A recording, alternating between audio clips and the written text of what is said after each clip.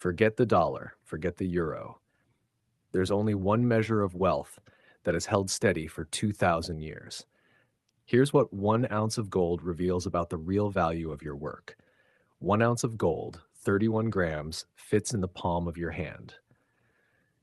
2,000 years ago, a Roman centurion, a professional soldier commanding 80 men on the frontier of an empire, earned about 38 ounces of gold per year. That was his salary for leading men into battle, holding the line, keeping Rome alive.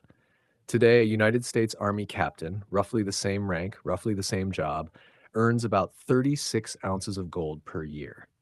2,000 years, different empires, different continents, different centuries, and the same job pays almost exactly the same amount of gold. How is that possible? Everything else has changed. Languages, borders, technology, governments. Currencies have been invented, inflated, destroyed, and replaced hundreds of times over. But the amount of gold a professional soldier earns has barely moved. This video is about 1 ounce of gold and what it can teach us about the real value of human labor across 2 millennia. We're going to carry that ounce through 8 eras, from Rome to today, and in each one we'll ask the same question. How many days of work does it take to earn it? The answer will change, and the reasons it changes will tell you more about money than any economics textbook ever written. The Roman Empire under Augustus had one of the most sophisticated monetary systems in the ancient world. The gold aureus, roughly 8 grams of pure gold, sat at the top. Below it, the silver denarius. Below that, bronze. A Roman legionary, a foot soldier, earned 225 denarii per year. That comes out to roughly 2 ounces of gold, meaning 1 ounce of gold equaled about 6 months of a soldier's life on the frontier. Half a year of marching, fighting, and sleeping in the dirt. A centurion earned significantly more, enough to buy land, keep a household, and retire with status. For him, 1 ounce represented roughly 10 days of service. And what could that ounce actually buy in Rome? About 350 loaves of bread, a respectable toga, a month's rent in a modest apartment in the city. Remember those numbers? That ratio, 1 ounce buys roughly 350 loaves, is going to follow us through the next 2,000 years. And it almost never breaks. But Rome didn't last, and the reason it didn't last is written in its coins. Over 2 centuries, emperors steadily reduced the silver content of the denarius from 98% pure to less than 5%. They were printing money the only way they knew how, by diluting it. Prices exploded, trust collapsed, the economy unraveled. Gold held. The people who had it survived. The people who trusted the denarius didn't. After Rome fell, Europe fractured into a patchwork of feudal kingdoms. Trade shrank, cities emptied, the economy contracted to something almost unrecognizable. Gold didn't disappear, but it became rare. In 13th century England, an ounce of gold was worth about 0.89 pounds. A skilled stonemason earned 3 to 4 pence per day. Do the math. 1 ounce of gold cost him over 200 working days, almost an entire year of cutting stone. For that ounce, he could buy a cow, maybe 2, a year's supply of grain for his family, a small plot of land. The ounce hadn't changed, but the world around it had collapsed. Without empire, without trade routes, without scale, human labor was worth less. A day of work bought less gold. Not because gold became more precious, but because the systems that made labor productive had disappeared. Productivity collapsed and gold exposed it. Gold reflected that truth over long enough horizons. It always does. But something was coming that would change the equation for the first time in 1,000 years. And it came from a direction nobody expected, across an ocean that most Europeans didn't even know existed. Then Columbus crossed the Atlantic, and for the first time in recorded history, something happened that had never happened before. There was suddenly too much gold. Spain and Portugal spent the 16th and 17th centuries stripping the Americas of precious metals. Gold and silver flooded into Europe. Within 200 years, the continent's gold supply roughly tripled. The result was the price revolution. Prices across Europe rose 4 to 6 times over a century. A Spanish soldier promised gold in the New World came home to find that his gold bought far less than his grandfather's had.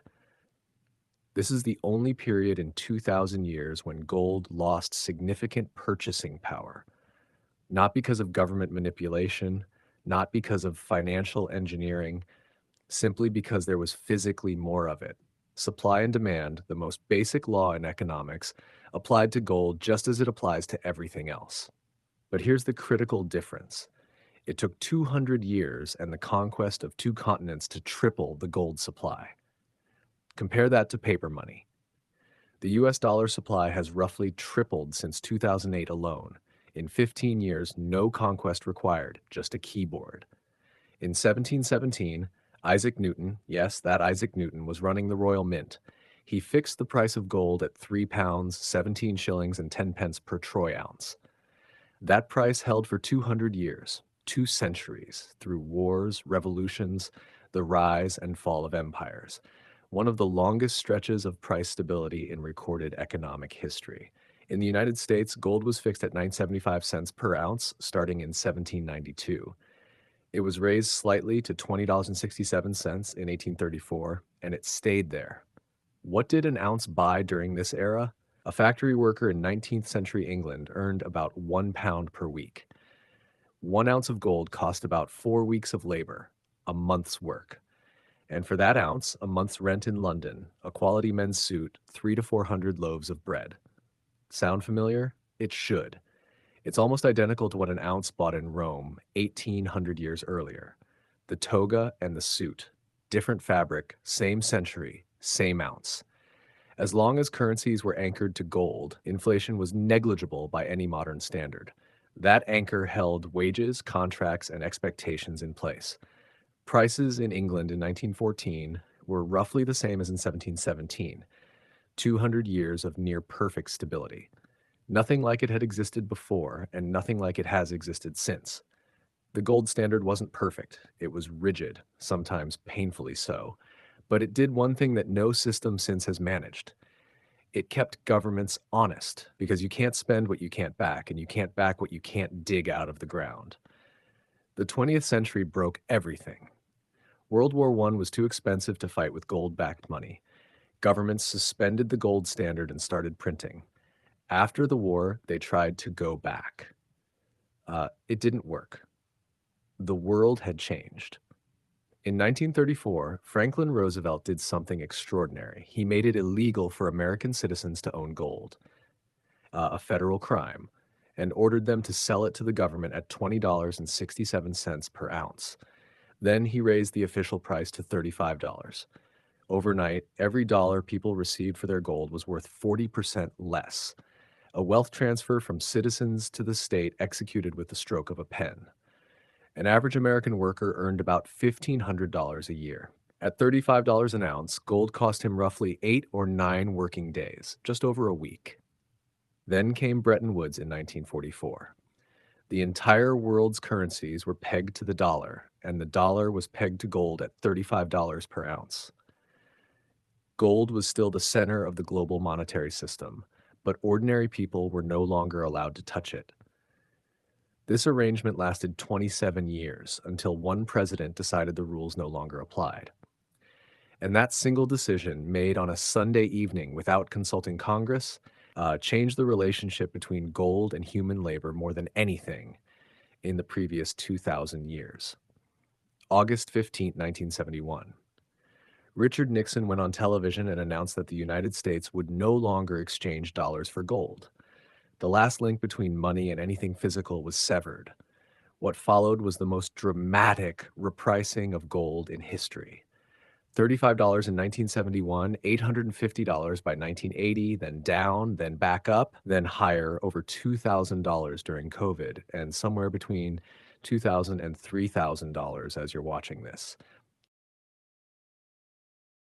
The exact number doesn't matter because the direction does, but here's what the price chart doesn't tell you. In 1971, the average American worker earned about $7,500 a year. Gold was $35. 1 ounce cost less than 2 days of work. Today, the average worker earns somewhere around $60,000, $70,000. Gold is in the low thousands. 1 ounce now costs roughly 2 to 3 weeks of labor. That's a tenfold increase in effort. for the same piece of metal. Gold didn't change. Nothing about it changed. The dollar changed. The dollar changed. Since the Federal Reserve was created in 1913, the dollar has lost over 96% of its purchasing power.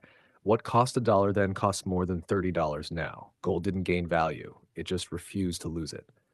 The dollar couldn't say the same. And the bread test? The exact numbers depend on where you shop and how you weigh a loaf. But the order of magnitude hasn't changed. An ounce of gold today still buys roughly the same basket of basic staples it bought in Rome and in 19th century England. The measuring stick didn't move. Everything else did. So let's put it all together. In Rome, an ounce of gold bought roughly 350 loaves of bread and cost a centurion about 10 days of service. In medieval England, it cost a stonemason almost a year because productivity had collapsed and labor was worth less without an empire behind it. During the Age of Discovery, gold lost value for the only time in 2,000 years because its supply physically tripled over 2 centuries. Under the gold standard, 1 ounce cost a factory worker about a month and bought the same bread, the same clothing, the same rent as it had in Rome. After Nixon severed the link, the dollar melted and gold repriced. Not because gold changed, but because the unit measuring it did. 3 conclusions from 2,000 years of data. First, gold doesn't measure wealth. It measures labor. The number of working days per ounce shifts with how society values work, but the bread, the clothing, the shelter it buys stays remarkably constant. Second, whenever an ounce starts costing more days of labor, that's a signal. It means the currency paying the wages is losing power. In 1971, an ounce cost 2 days of work. Today, it costs 2 to 3 weeks. That's not gold rising, that's the dollar shrinking. Third, the only time gold lost purchasing power was when its physical supply increased massively, and that took 2 centuries and 2 conquered continents. No government has ever replicated that effect because you cannot print gold.